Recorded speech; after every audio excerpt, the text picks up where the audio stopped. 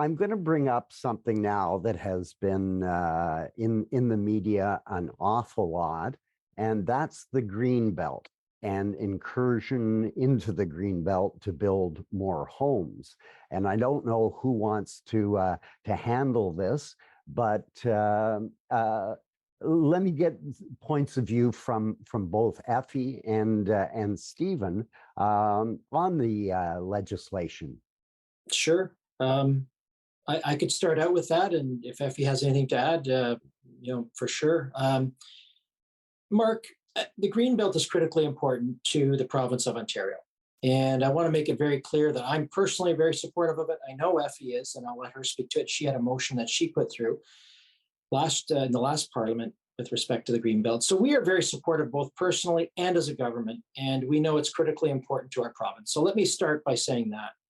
From there, I think what should be noted, and perhaps is not as much in the media as we would like to see, is the fact that we are actually expanding the Greenbelt by an additional 2,000 acres.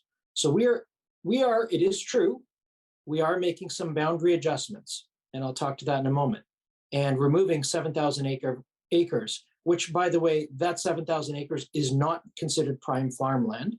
It's not wetlands, contrary to what you might hear or see in the media. And it's adjacent to populated areas right now. So it's not like we're taking out little pockets in the midst of the Greenbelt. It's in areas that are right adjacent or maybe right across the road to populated areas outside of the Greenbelt. And that's really for affordable housing. We know we have a housing crisis here in the province.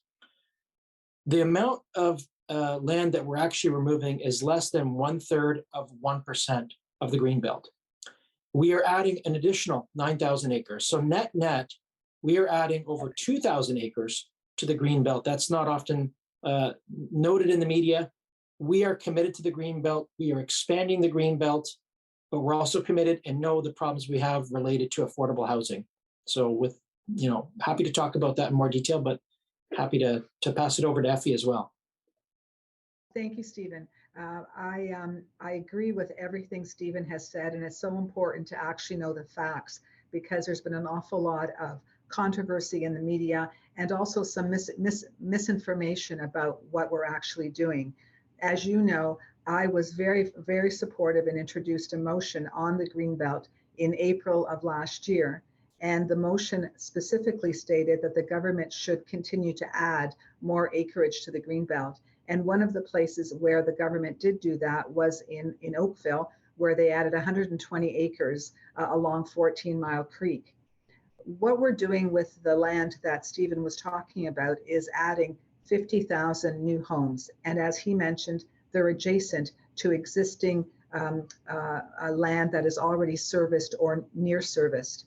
The other part that we have to add to this equation is the explosion of growth in terms of our population in Ontario, but more specifically in the Greater Toronto area.